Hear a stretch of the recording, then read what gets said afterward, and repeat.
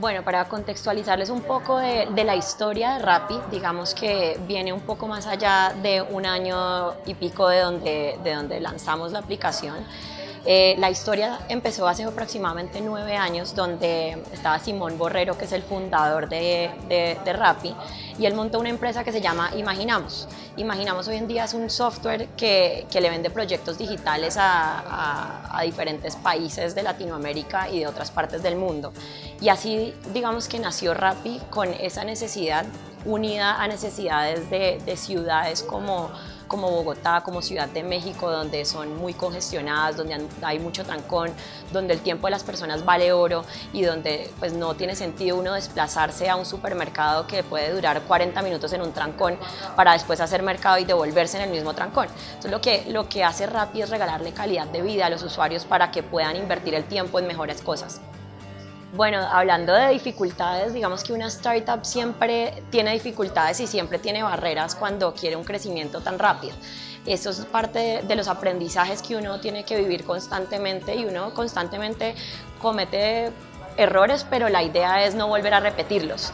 Digamos que de los retos más importantes que hemos tenido nosotros es poder adquirir unas personas que trabajen en el equipo y que sean 100% enfocadas y con las mismas proyecciones y con los mismos sueños que los mismos fundadores de la empresa. Nosotros somos una plataforma que está en diferentes medios. Tenemos la aplicación, tenemos la página web, tenemos call center donde la gente también hace pedidos y tenemos servicio de WhatsApp donde la gente también hace pedidos. Básicamente cómo funciona es que nosotros tenemos la plataforma y unimos a unos usuarios y unimos a una red de rapitenderos y que están dispuestos a llevarles los pedidos a los usuarios. Entonces, ¿qué hacemos nosotros? Vinculamos a estas dos frentes y los rapitenderos actúan como choferes tuyos, entre comillas, porque ellos están dispuestos a llevarte lo que tú necesites. Desde una ensalada de crepes and waffles o el corral, que son productos que no tienen domicilio aún, hasta hacerte cualquier favor como ir a pasear a tu perro, ir a llevarte las llaves que te quedaron en la casa y que las necesitas en el trabajo. La fase internacional comenzó muy continuamente a la de Colombia, por ejemplo. Nosotros abrimos en Ciudad de México casi que seguido de como cuando abrimos en Bogotá. ¿Por qué? Porque México tiene una de las características del trancón, de la congestión, de la cantidad de gente muy similares a las que tiene una ciudad como Bogotá. Identificamos esas mismas necesidades en los dos mercados y por eso es que dijimos que pues, la verdad es que la oportunidad estaba enfrente de nuestros ojos y podíamos explotar de la misma manera otra ciudad de otra parte de Latinoamérica, por decirlo así. Y pues decidimos abrir en el mercado mexicano y la verdad es que nos ha ido muy bien. El crecimiento ha sido exponencial y estamos creciendo aproximadamente un 40-50% mensual, o sea, mes a mes.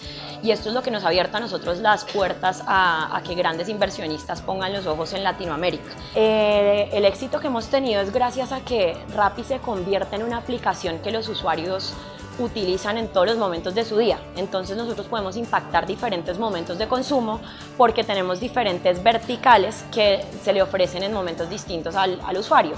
Por ejemplo, tenemos supermercado 24/7, tenemos la categoría de restaurantes donde el usuario pide todos los restaurantes de su zona y hasta los restaurantes que no tienen domicilio, tenemos farmacia, tenemos una categoría de eventos y boletería donde compran las boletas de los conciertos o boletas de algún evento en particular. Entonces sí considero que es importante que reciba una startup el apoyo necesario del gobierno cuando ven que es una empresa que puede ser muy viable y que puede ser un caso de éxito no solo en la parte local sino en la parte internacional.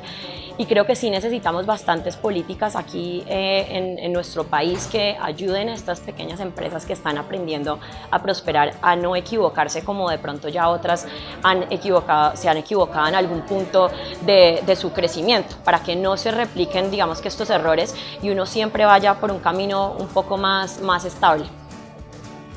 Como lo dije ahorita, digamos que uno de los grandes desafíos de nosotros ha sido traer un equipo de expertos en ciertos ámbitos de la empresa para lograr tener a las mejores personas comprometidas y trabajando 24/7 dedicadas a este proyecto, que es un proyecto que se convierte prácticamente en la vida de uno durante unos años. Los próximos pasos de la empresa por ahora son empezarnos a expandir en todo Colombia, empezarnos a expandir en todo México para poder, digamos que, completar todas las ciudades que nos hacen falta y volvernos expertos en los países donde estamos. Bueno, algo muy importante que nosotros, digamos, como Rappi recomendamos es que las empresas aprovechen esas plataformas tecnológicas que ya existen en el mercado y que quieren brindarle apoyo a pymes o a marcas o a otro tipo de empresas que están en su fase de crecimiento.